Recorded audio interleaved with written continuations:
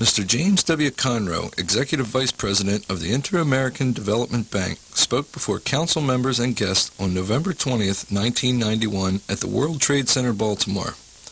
Mr. Conrow's address is entitled Latin America and the Inter-American Development Bank, a Partnership for Change. Introducing the speaker is Dr. Frank A. Byrd, President of the Baltimore Council on Foreign Affairs. Tonight, our topic is Latin America and the Inter-American Development Bank, a Partnership for Change. And our guest is James W. Conrow, who is the Executive Vice President of the Inter-American Development Bank. Mr. Conrow is a native of Eau Claire, Wisconsin, a graduate of the University of Wisconsin at Eau Claire. He studied at Kent State University's Geneva, Switzerland operation, which surprises everyone, but in any case, Geneva, Switzerland, and at Harvard. He began his public service career as a legislative assistant to a congressman from Florida, Mr. Young, and he served as a member of the staff of the House Appropriations Committee with primary responsibilities for aid programs, including multinational development banks. 1981 to 1984, he was director of the Office for Multinational Development Banks at Treasury. And from 84 to 88, was Deputy Assistant Secretary of the Treasury for Developing Nations, and that included responsibility for general policy and international, for developing nations and international financial institutions. From 1988 to the present, he's been in his present position. It's my great pleasure to introduce to you Mr. James W. Conrow. Mr. Conrow.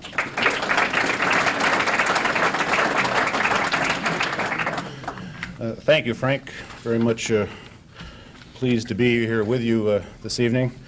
I must say that in listening to your future speakers, on behalf of all of us in Latin America, we appreciate the fact that we're becoming less of a priority, it seems to me, than some of these issues such as Yugoslavia and Eastern Europe, and for that matter even U.S.-China relationships. I think a lot of that has to do with the improvement that has taken place in Latin America in these past few years. What I would like to do with you this evening is to take you through a little bit of what has happened in Latin America from the standpoint of their experience and the role of the Inter-American Development Bank in trying to help them through this very difficult adjustment process. And then I want to move into a little bit of looking to the future and what are the issues that the region faces and how our institution can help them address them. And then I look forward very much to being able to have hopefully a lively interchange with you on things that are of interest to you with regard to Latin America and our institution, the Inter-American Development Bank. Let me begin by stressing what I think is the obvious, that Latin America has had a very long and quite frankly very prosperous history. In fact, 1992 is going to be the 500th anniversary of Spain's discovery of the Americas, and when one looks back over what has happened in Latin America and the Caribbean, one sees a very proud history of great performance throughout the region. In fact, Latin America has had some of the best growth, historically speaking, than any region in the world. And it's only recent years, basically since mid-70s through the 80s, that they really found themselves in great difficulty in terms of the economic challenges that they faced. I think when one looks back also to this period starting in the 70s and moving on through most of the 80s, it's been coined sort of the lost decade, where Latin America really backtracked on many of its economic and social indicators in comparison with the previous decades. And there are several reasons for this performance, some of which are not at all the fault of the region, dealing with global economic activity, or for that matter, problems in the relationship between industrialized countries and developing countries. But there are clearly a number of areas where, in fact, Latin America has to recognize its own failings and its own mistakes. And my first point that I would want to make to you tonight is that in Latin America today there is a great self-awareness of the mistakes of the past. There's a recognition that things did not go right, and it's not necessarily proper or correct to be pointing the finger at the United States or at the industrialized countries in general for this very difficult situation they found themselves in. They looked inward and they saw that the mistakes in many cases were their own. And I want to just highlight very briefly for you 4 areas where I think there really is a consensus in Latin America as to their own weaknesses and that they have to overcome as societies. The first is what I call instability. Instability in a very broad macroeconomic sense, and I think it can be best characterized by looking at the 70s and 80s, where you saw inflation levels approaching 1,000, 2,000, 5,000% per annum. And it's hard to imagine, I think, here for us in the United States, just what that means to a businessman, to a housewife, to someone living on the very edge of poverty, to be dealing with going into the grocery store where your annual inflation is in the thousands of percent. And many, many countries in Latin America went through this experience. Very destabilizing, very difficult for society to move ahead in many of these countries. So there's a recognition that the macroeconomic policies that the countries were pursuing were in fact failing, and the blame lied amongst themselves. The second, very much related to this, is what I call inefficiency. Throughout Latin America, industries got protected. There was an inward-looking economic growth program that didn't allow itself to be competitive with an ever-growing global competitive environment. And what we saw was statist enterprises. We saw protection barriers put up to keep foreign investment from coming in and to limit the ability for internal economic activity to export. And as a result, over the years, one saw a very tremendous deterioration in the competitiveness of Latin America.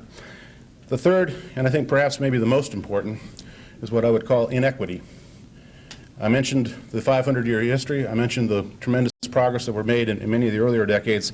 But what also took place was that the rich got richer, the poor got poorer. And I think that is a real important reality that the leaders of Latin America today are fully conscious of and are absolutely, totally committed to correcting. But the fact of the matter is that when the 80s are over with, you have absolute tremendous poverty throughout Latin America and the Caribbean, and yet you have some of the highest income people in the world has ever seen also within this region, with much of their money in Miami. But the fact of the matter is that the leadership in Latin America today does recognize that this is an absolute critical issue that has to be addressed. The fourth area, in looking back, is the issue of indebtedness. Indebtedness in the sense that with the instability and the inefficiency that went on, how do we keep the party going? We borrow money from New York banks, and we continue to finance exports imports coming into the economy to try to keep the level of standard of living as high as one possibly can. But as we all know, eventually that process has to come to an end. And in 1982, when I was at Treasury, when the Mexican finance minister called over to Treasury to say we're broke, we can't make our payments, and we now started the process of I'm sure all of you are very familiar with, of the debt problem that Latin America has confronted. So these 4 areas, instability, inefficiency, inequity, and indebtedness, I think are lessons that Latin America has learned, understands, and knows that they have to correct. And this leads me to the second theme that I want to talk about, which is what I call self-reform. It's not going to be successful, the adjustment process, if it's designed by my friends over at the IMF or designed by my friends at the World Bank, or for that matter, even myself and my colleagues at the Inter-American Development Bank. We cannot give Latin America the solution to its economic problems. They have to have their own solutions to their economic problems. So I want to talk to you a little bit about what's going on in Latin America with regard to self-reform, those things that they are doing themselves to improve their performance. And it starts, obviously, with the very first point I talked about, macroeconomics. You cannot talk about the future of Latin America if you're operating with 2,000% inflation. So immediately the printing presses have to stop, fiscal discipline has to take place, the government has to look at the role of the state, and it has to make major changes in the macroeconomic program that the countries are pursuing. And I'm happy to say to you tonight that in practically every country in Latin America and the Caribbean today, we see tremendous progress on that front. Inflation levels are down in many, many of the countries to practically zero inflation. Others are coming down from the historical tremendous highs to much more manageable programs, and we feel, quite honestly, that in the course of the next few years that progress on inflation will indeed continue for this part of the adjustment process. The other major area of reform that has to take place in Latin America is what we call the market orientation. Latin America has to compete in an interdependent world. Latin America has to be able to make the necessary changes so that their industry can indeed compete with within the region as well as outside of the region. And here too we see tremendous progress being made, reducing tariff barriers, cutting back taxes that were impeding the ability to export overseas, breaking down regulatory environment that was making the country very uncompetitive, and finally addressing the role of the state vis-a-vis the role of private sector. And here too I think one sees just tremendous progress in Latin America in the form of reducing the role of the state, minimizing its impact on the economic activity of the countries, and allowing the private sector to play a much more greater role. And this has led to, I'm sure you're all aware, of the very major efforts that many of the countries are pursuing in terms of privatization of their economies. The role of the Inter-American Development Bank over this period of time has been one to obviously support this effort. We do it in cooperation with the IMF and the World Bank. Through our lending programs, we support this adjustment process. We put conditions on our loans. You get the money, but in return, you got to implement the policy reform. We've been very successful, I think, with those programs. We've been trying to help promote investment in areas that would lead to further exports for Latin America to improve their financial position in this world of debt and competitiveness. We also support, through what we call technical cooperation, major efforts at institutional reform inside the countries, and this can be all the way from helping them improve their version of the IRS so that they can indeed collect the taxes that are owed the government, to improve the customs service, which in many countries of Latin America have been very, very inefficient and quite frankly corrupt and a major problem for them. Institutional strengthening all the way from in the governmental agencies, the central bank, to the finance ministries, the planning ministries, to help them order their priorities, to order the investment programs that the countries needed to pursue in the course of this rebuilding. And I think in all of these areas, the IDB has played an important role, not only in terms of using our money in support of this process, also leveraging our money in the sense of seeking these changes and making them conditions to our loans, but also intellectually in the terms of the research that we do, studies, conferences and seminars that we've held with the region and from outside the region to improve the knowledge and understanding. So again, Latin America in its own can see the options that it has and can make the decisions that they want to make, the choices that they wish to make. And I think this goes back to this concept of self-reform. If Latin America isn't committed to making these changes, no amount of conditionality, no amount of resources from IDB or the World Bank is going to be successful in helping them overcome their problem. And so my message to you tonight is that what we see today in 1991 is a region that has bitten the bullet, has in fact dealt with these very major adjustment processes for nearly 5 or 6 years now, and we see today growth occurring in many, many of the countries of Latin America and the Caribbean. And we're very pleased with that performance. We're now seeing capital flight return to Latin America. We're seeing foreign investment move to Latin America. In fact, our most recent studies that we did at the IDB indicate that Latin America in 1990, in the terms of the developing world, received more foreign investment than any other developing region in the world.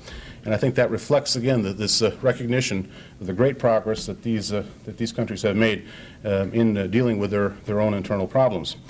Let me now move on very quickly to what I see as what I call self-challenges, the four challenges which I think the region has to face up to in the coming years, and there's a role in each of those challenges for my institution, the Inter-American Development Bank.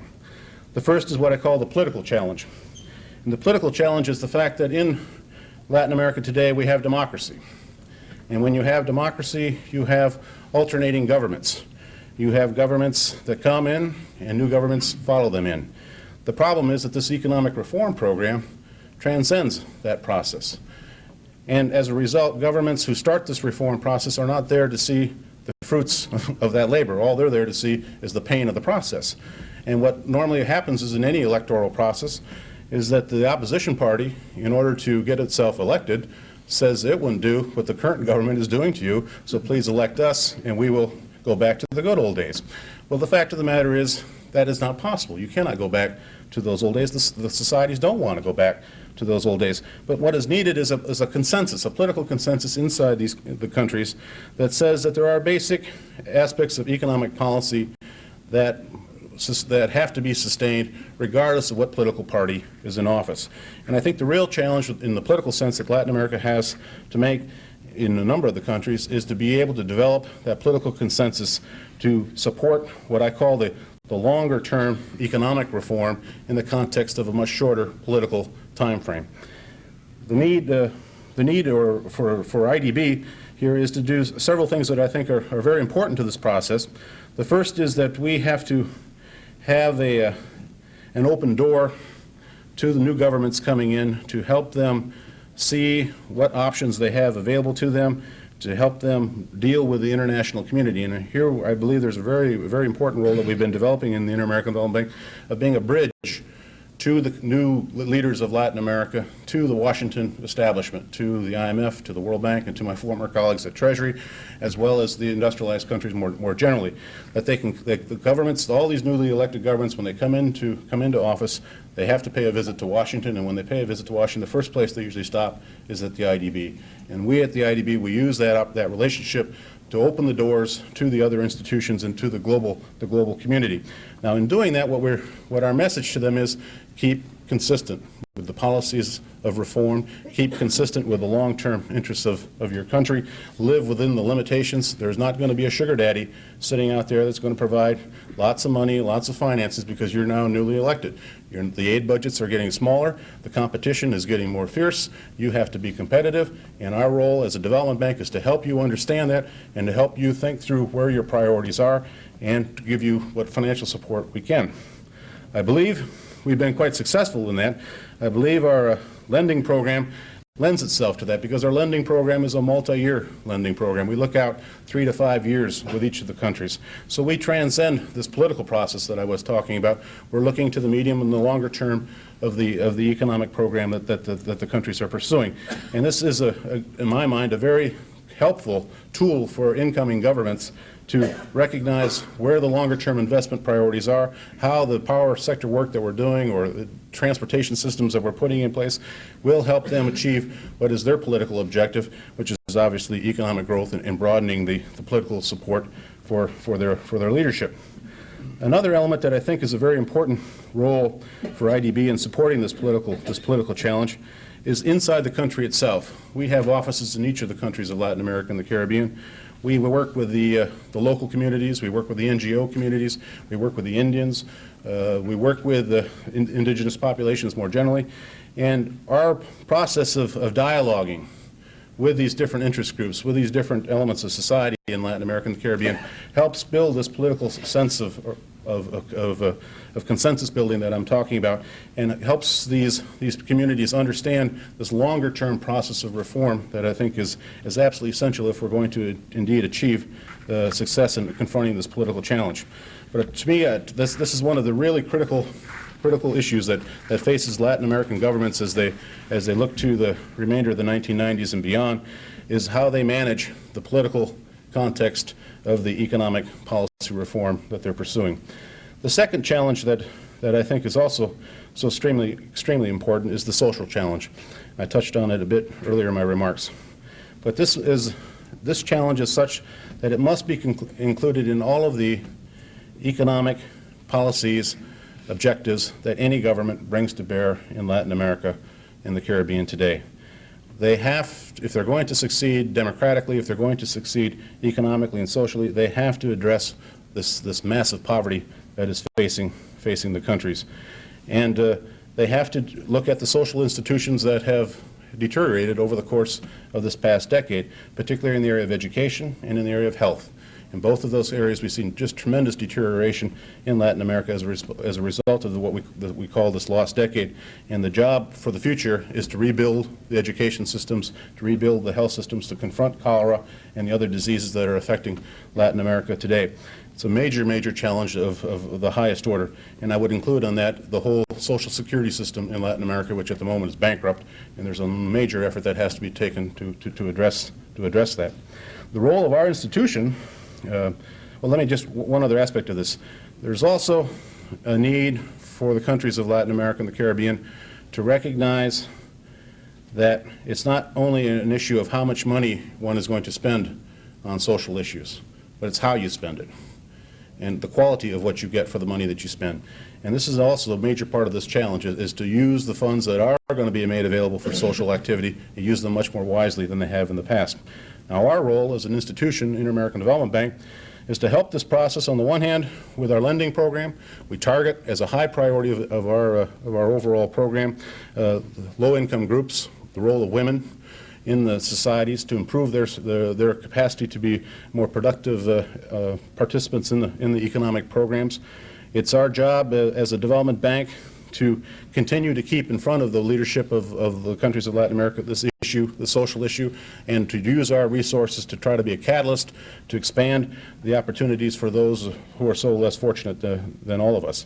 And I believe our programs have been very supportive of that effort. We have a number of lending programs that are aimed right at the building of schools, building of hospitals, healthcare in the rural areas, bringing in potable water, a number of projects that are really designed to help the countries address these social issues that face them. Another very important part of our processes is, as I mentioned earlier, we're supporting the structural reform, and supporting structural reform usually means that somebody else is going to lose. Someone is going to be taken off of the working in the public sector. You're going to be laying off workers. What is that worker supposed to do? We have designed in our adjustment programs what we call social emergency programs that are designed to help the government transition the process of people leaving the public sector and moving on into the private sector.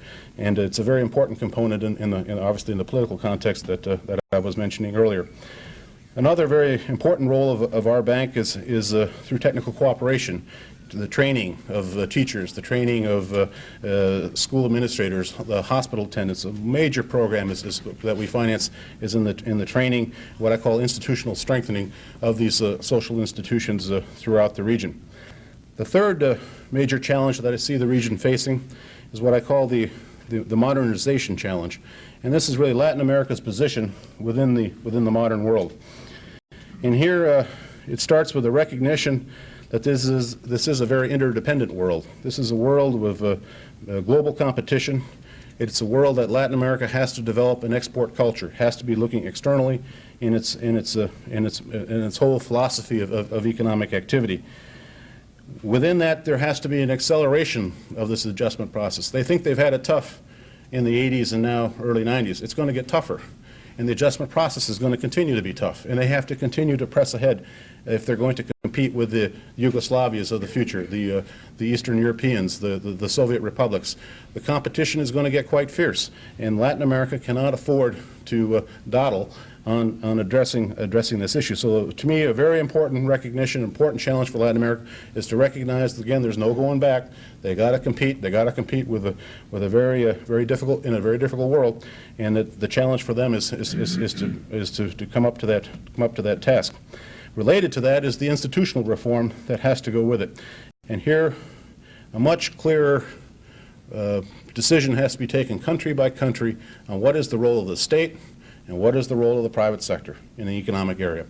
And the countries are grappling with this now, but the challenge for the future is to clearly define that role, clearly define the rules of the game to which the private sector is going to operate in, and the role of the state in regulating it and looking out for the national interest as perceived.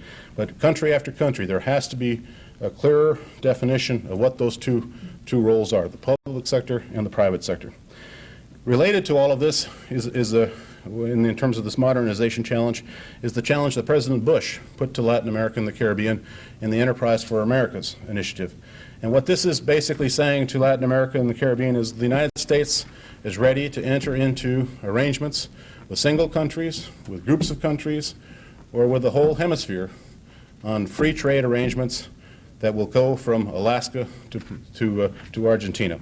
The entire hemisphere open to one integrated trading system. In exchange for that, what the United States is seeking is clear rules of the game for U.S. exporters and for Latin exporters, for U.S. importers and Latin importers. And this is the challenge that faces this region. Will Latin America come forward and accept the challenge that President Bush has given it to respond to this initiative that the United States is promoting? Our view is that one can see Latin America very much willing and desiring that challenge, and it starts with Mexico, but it continues on throughout the hemisphere. The role of the Inter-American Development Bank in this challenge takes several fold. The first is that, again, in our lending program, what we try to do is also address areas that are bottlenecks in terms of export promotion. In some cases, it may be ports, like the Port of Baltimore. Others, it may be airports to improve the ability of the cargo to move in and move out. In others, it's building a road network in Bolivia where you have no coast, you have no natural export corridor. The issue is roads through the mountains, roads over the mountains. And the task that the IDB has is to help them finance the building of those roads so that they can get their product out to the global economy. We also have to use our resources as a catalyst for co-financing. We cannot do this alone with our money, so we have to bring other partners. This can be corporations, it can be in the form of banks, but again, it all depends on the ability of the countries to really lay down a very clear set of rules and procedures and process that gives investors the confidence that indeed the rules won't change as the game is played.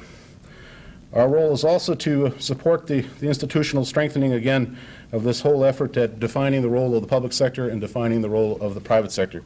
Here we're doing a number of areas to deal with, like the SEC, the U.S. version of the SEC, the Federal Reserve, the capital markets development, to try to help Latin America build the financial instruments and the rules under which the financing will take place that is competitive in the global world in the global economic policy that is being pursued.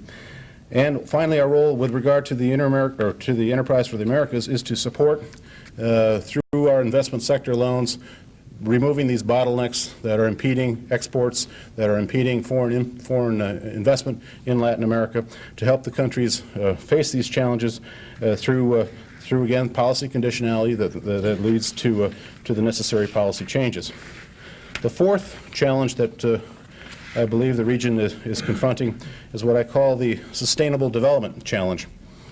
And this is a recognition, I think, by all countries, and not just Latin America, that we must do a better job of protecting the environment that we are living in. We have to put a greater care in the planning of our investment programs. We have to do a better job of measuring the environmental effects of these investment programs, both in the short term and in the longer term. There has to be a broader political awareness public awareness inside Latin America and the Caribbean of the importance of this issue, not only to today's citizen, but to future generations. And the challenge for Latin America is to join with the rest of the world community, and I really broaden this out to really mean the world community, that we all have a stake in this planet, we all have a stake in protecting it, and Latin America has enormous environmental natural resource wealth, but it's very fragile, whether we're talking about the Amazon or we're talking about the shores of the Caribbean. They're very, very fragile ecosystems that have to be protected, and they have to be protected today and not 10 years from now. And to me, that's a very, very important challenge that faces this region.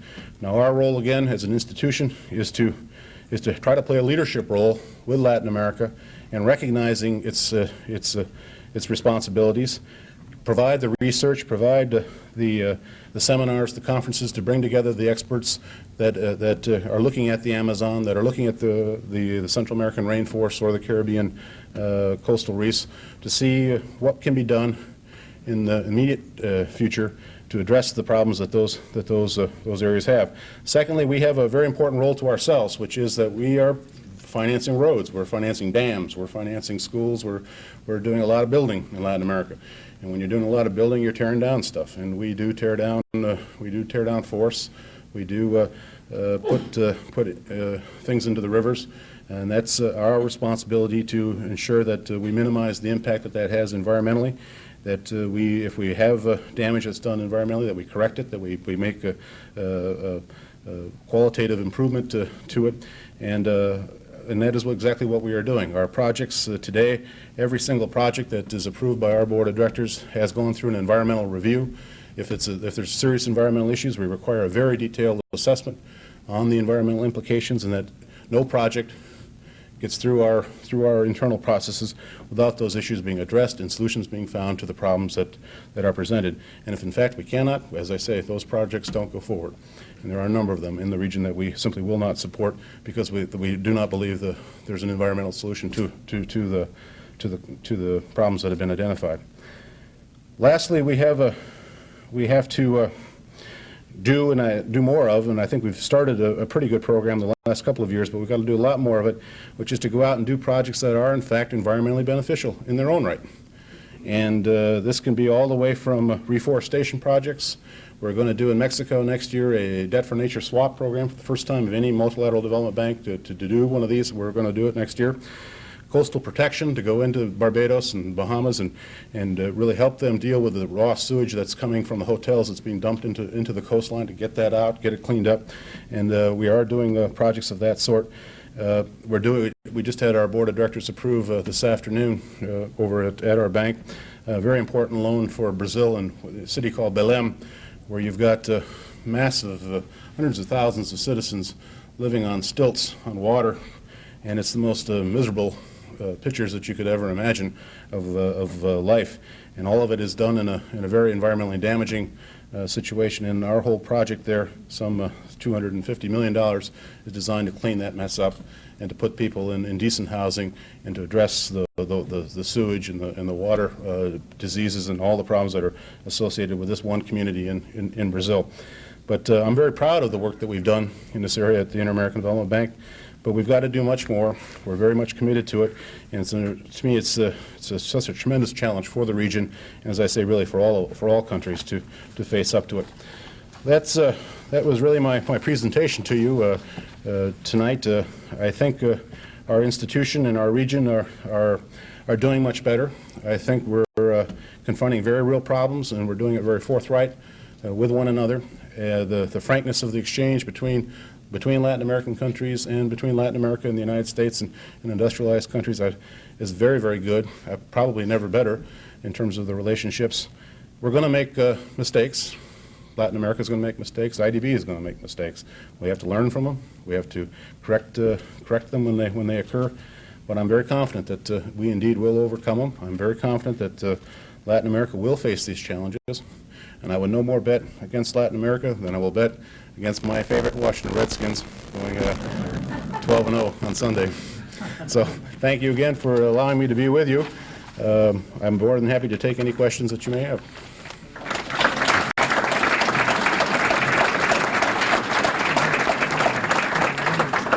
Would you simply give an overview of the bank? Okay.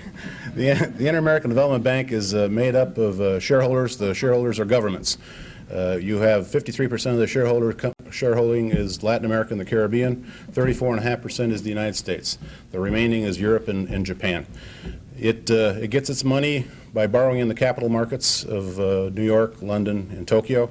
The basis by which we float our bond issues is the fact that we have guarantee authority from the United States, from Europe, and from Japan for that borrowing program. So our resources are in the markets. What we have in terms of taxpayers, very little cash comes in from spending, but there is a guarantee authority by the United States government and these other governments to support the borrowing program that the bank does in the capital markets. Now the lending program, we work on 4-year cycles. Every 4 years the governments get together and fight amongst themselves and decide what the priorities are and say, okay, IDB, this is what your next 4-year challenge is. Go do it, and here's the amount of money you have to spend on it. We're in the middle of the current cycle. It's from 1990 to 1993. The lending program for that 4-year period is $22.5 billion of lending.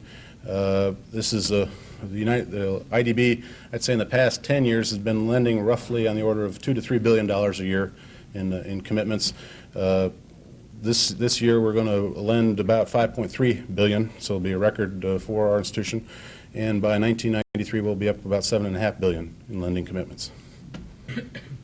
Would you comment upon who may be addressing population control, including your bank? Well, you're absolutely right that the issue is very much linked to the social issue and the problem of poverty. We address it indirectly in a number of areas in terms of, as I mentioned, the education, the health systems that we're putting in place. We do provide training materials, education materials to the rural families, to women. I think the whole theme that is emerging not only in IDB in Latin America, but globally, the World Bank and the other international organizations, is this issue of the role of women and trying to improve upon the role of women in the developing countries in terms of their activity. And there's a lot of learning, a lot of training going on, a lot of attempts to try to find innovative ways to help women in these societies. Funding directly for population activity is basically done through the UN organizations, and a little bit of it is done in the area of the World Bank. Our institution does not do any direct financing for that type of activity. The United States, on the one hand, talks about trade reform, policy reform in Latin America and the Caribbean, yet at the same time the United States puts up barriers to the trade coming from Latin America into the U.S. economy, and isn't that not a bit inconsistent or perhaps counterproductive? And the answer is yes. Yes. How do you help the countries of Latin America develop their natural resources, and how do you prioritize in that between the public and private sectors? Well, it starts the first point with a long-term analysis of the economy, the natural resource wealth that the country has. It leads to what areas need to be exploited, what areas need to be better managed. That is laid out in a very detailed analysis that we do. That is shared with the governments. We discuss it with the governments. We agree or disagree on that analysis. We then enter into what we call a country programming process, where we then determine what are the priorities that we wish to lend our resources to. And we discuss that with the governments to determine their compatibility with it. Some things we want to do, they don't want us to do, so that falls off. In the natural resource area, this is a continuing part of that process where we interface with them.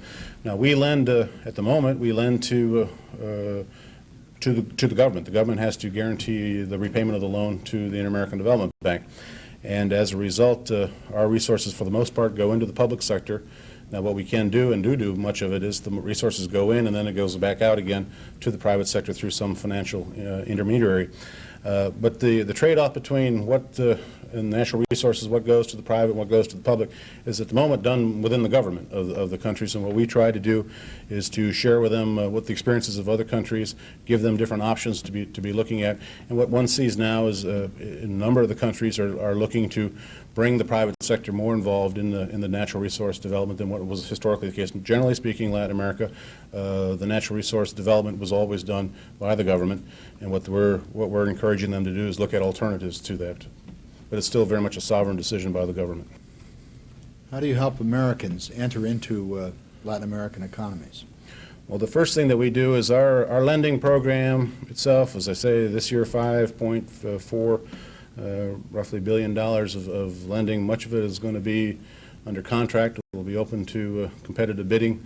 U.S. firms can compete on those contracts, and as well as European and Japanese. Any member government of the institution, their private sector can compete under international rules and procedures for contracting. But more importantly, that's part of it. And basically, from again, if you're looking at it from a taxpayer's perspective, the U.S. business community in all of the development banks, not just ours, the World Bank, the Asian Bank, and the African Bank, in all cases, the United States business community wins awards greater than the amount of cash that the United States puts in terms of the government transfer. But a second point that I would make is that we also promote interchange between the U.S. private sector with Latin America and the Caribbean.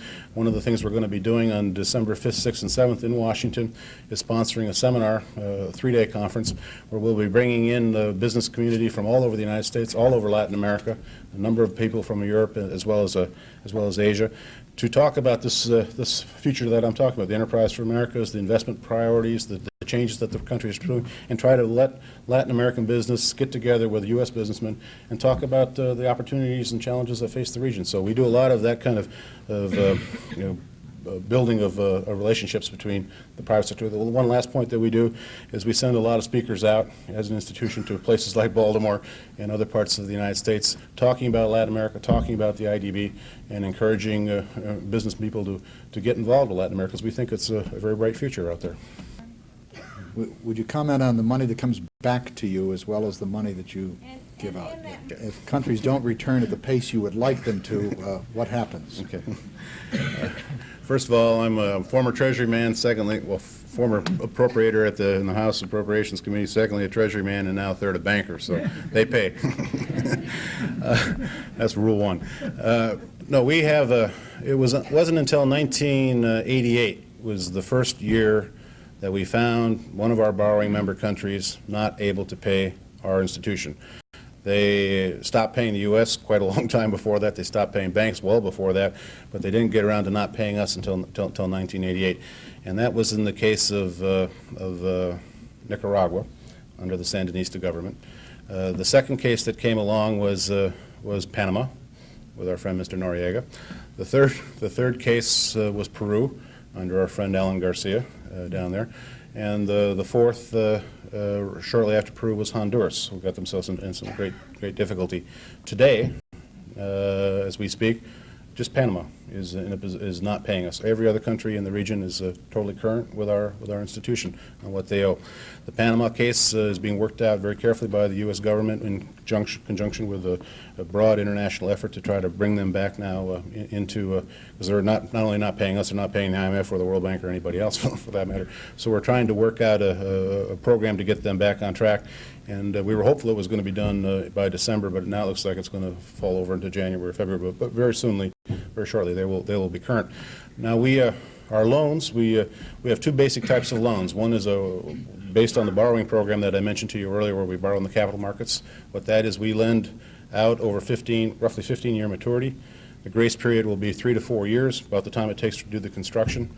The interest rate is market determined, and that is our standard program. The other is what we call concessional lending, which is lent at about maturities will range from 35 to 50 years. The grace periods will be close to 10 years, and the interest rate will be on the order of 2 to 3%. Those are we have about 1.8 billion of that 22.5 that I mentioned is in that form.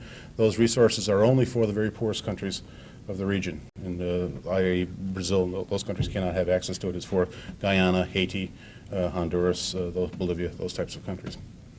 Overall trend, as I said, is I would say that 22.5 billion for the 4-year period, approximately half of it is in the form of reflows from the borrowers. The other half is new capital of contributions from the U.S. and the other countries in terms of this guarantee authority. Two questions. The first is, would you please comment upon what countries might be doing with respect to the outflow of drugs from their societies? And then second, would you comment about whatever difficulties may be created by American support of what are commonly referred to as right-wing regimes or anti-leftist regimes? Let me take the second question first, because the first one I'd like to spend a little time with you on it. The second question about U.S. policy, or for that matter any government's policy vis-a-vis the type of government in Latin America. The first point I would start with is, with the exception of Cuba and Haiti, every government in Latin America today is freely elected. Every government today in Latin America has a democratic backing to it. Nearly all of them at this point have gone through at least one cycle, if not more than that, of political change from one party to another party. So we've been able to see peaceful transition from that. It's really not my role to comment on U.S. foreign policy and what the United States wants to see or doesn't want to see. What I can tell you in today's environment in Latin America is that they've never had a greater appreciation for the relationship between themselves and the United States today than ever before. The close cooperation that goes on is continuous. The visits of the Latin American presidents to the United States to meet with President Bush and then make the rounds to visit us, the World Bank, the cooperation is fantastic. And we're seeing tremendous progress with these countries, with the United States, and that's why I would stress the President Bush's initiative vis-a-vis Latin America. It really is, for the first time in the history of this relationship, you have the United States saying we're willing to enter into trade agreements with groups of countries. This is something Latin America has been asking for 30 years, and finally they have that opportunity to do so. So I think tremendous progress has been made on the political front in Latin America, and I think there's a tremendous, much, if I could use this words, improved U.S. approach to Latin America than what we may have saw previously. Now the narcotic question, again, there's really not a direct role here for the IDB, but the governments, particularly we're talking about the Colombias, the Bolivias, Perus, are confronted with some very serious problems. On the one hand, the governments are trying to help, but work with the United States on cutting off the flow.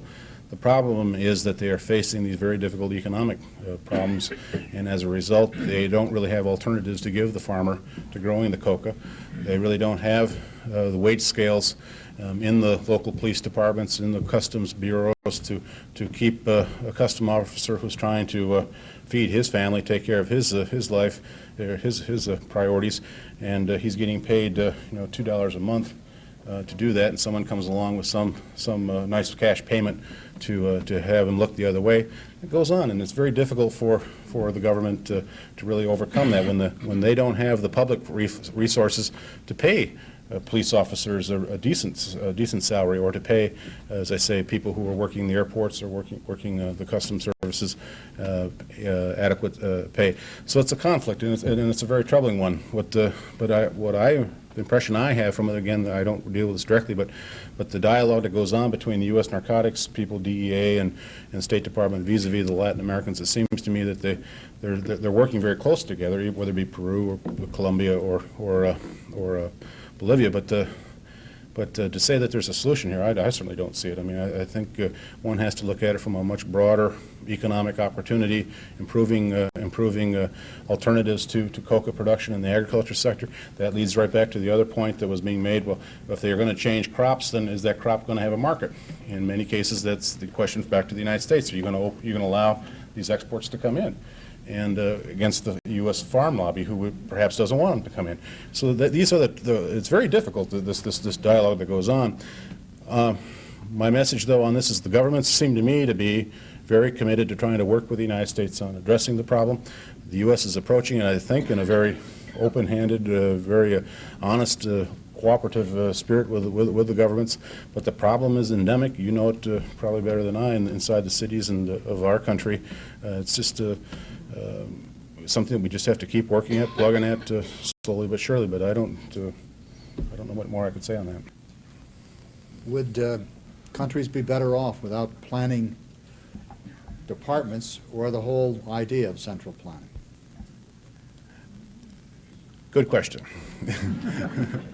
The way we look at the planning ministry is that someone has to control the Minister of Agriculture, the Minister of Education, the Minister of Public Works, in terms of resources that are available.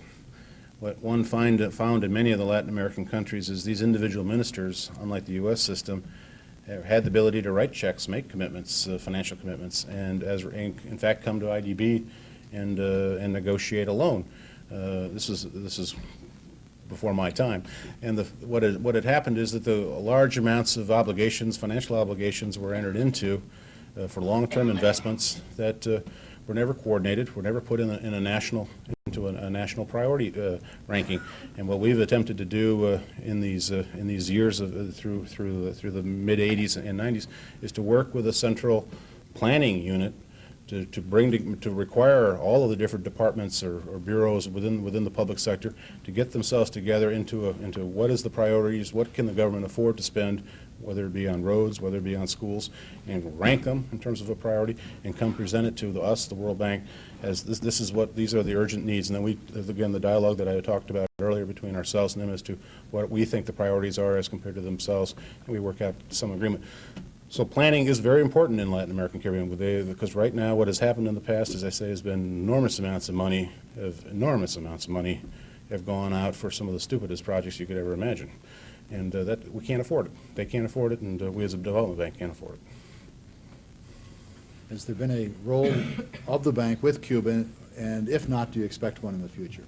There has not been a role, but Cuba is not a member of the Inter-American Development Bank. You cannot be a member of the Inter-American Development Bank, regional member, if you're not a member of the OAS, the Organization of American States. So step one is become a member of the OAS. Step two is then you can apply for membership to the Inter-American Development Bank. Cuba, again, being very candid about it, my own feeling is that until the current government changes, I don't see much progress at the OAS, and then subsequently I don't see much that will be happening here at IDB. Would you comment upon Mexico's long-term economic needs and how that might relate to the problem of illegal immigration?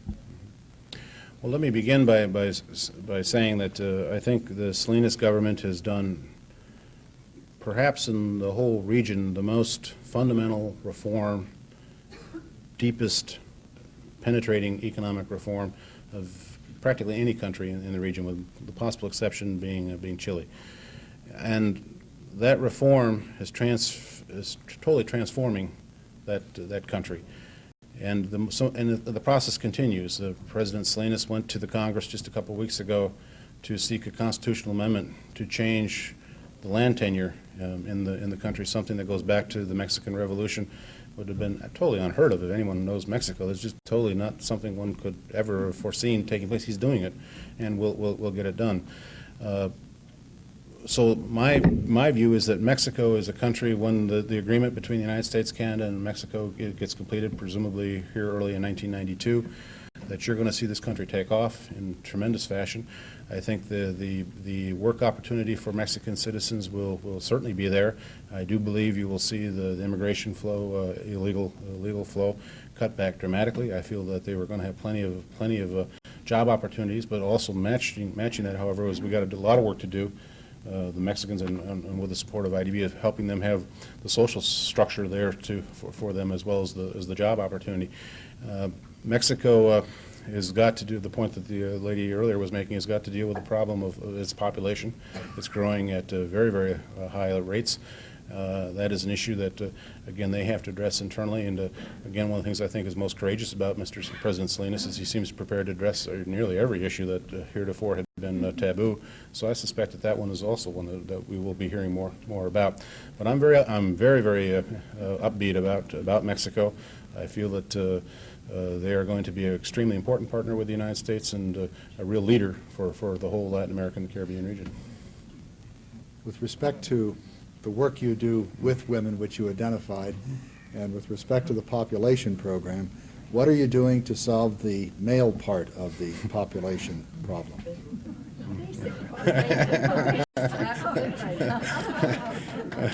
That's a very good question. Well, let me begin by talking a little bit about the type of projects that we're financing. One is an example of a program in Honduras. We're financing the rebuilding of a series of roads, road maintenance, all throughout the country, all throughout the rural areas. Normally, in the bank or any development bank, that work is contracted out on subcontracts in a way that basically it's heavy construction equipment going in. What we've done is, in this particular program, is reduce the size of these contracts, make it more labor intensive so that more people can be working. We've designed the building of the projects to move into rural areas, local areas where villages are and that sort of thing, and encouraging and requiring the use of women labor groups, so that the women will actually be out there, pick and shovel, working on the building of the road. That's never been done before in that part of Central America.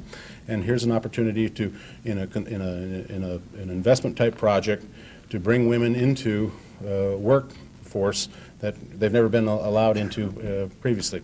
Another country example would be in Guatemala, where we are financing a non-governmental organization who will in turn do on-lending only to women in the barrios outside of Guatemala City. And what they do there is they establish their work hours to be convenient to the women of the community, so they're open longer, open earlier in the morning, later in the evening. Training programs so that they can understand how to keep bookkeeping, basic accounting, marketing, train them on that, and give them credit to that so they can enhance the production of the little shop, the clothing that they're perhaps sewing and putting together. But do that on the cases of thousands of women in just this one city. We're trying to take that type of activity and broaden it to a countrywide basis, so that we're not just doing a little project here and a little project there, but we're providing through our credit, through non-governmental organizations operating in the countries, and through the commercial banking system in the country, to try to get credit out to what we call the microenterprise. And many of the microenterprise are women. A number of the programs are tailored strictly for women. Now, the more difficult part of your question, I really don't have an answer to it, to be honest with you. I could try to bluff it, but I won't. The fact of the matter is that not enough is done on that side of it. We do, again, through the basic education programs that are there, one tries to encourage that part of it. We're trying to improve the quality of the curricula, not just providing the schools, not just providing the textbooks, but get into the type of material that is in the textbooks, the substance of it. And that aspect is there, but I grant you there are a whole lot more could be done and should be done. You're asked to comment on whether you would agree specifically on a moratorium on immigrants, but would you comment upon if you could, upon the relationship between the immigration problem and the United States economy, and the way in which your bank, through the various things it does, helps to stabilize the flow of peoples, at least the flow caused by economic problems? Well, let me begin by very respectfully disagreeing. I really cannot support that. I think the day, this is an American now, not as the Executive Vice President of the Inter-American Development Bank, but the day America closes its doors to immigrants, I think we've lost a very great aspect of our society and our country.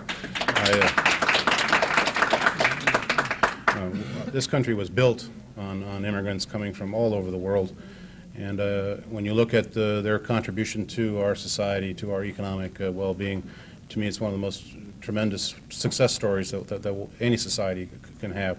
So I think even with all the problems that the United States has, believe me, they're not that big of problems. I mean, this fiscal deficit, the economy that we're talking about, they can be dealt with if people who are in political positions.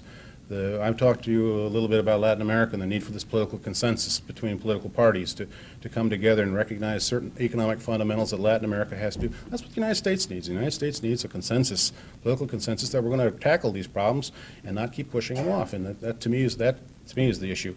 It's not that we spend, I think this may be a little bit old data but the United States Foreign Assistance Program of about 4 or 5 years ago amounted, in terms of every taxpayer, to the cost of buying a pack of cigarettes a year now. Can we afford that as a society? I think the answer to that is yes. My view is that this is a big country, and we should really welcome people from all parts of the world into it. Bravo!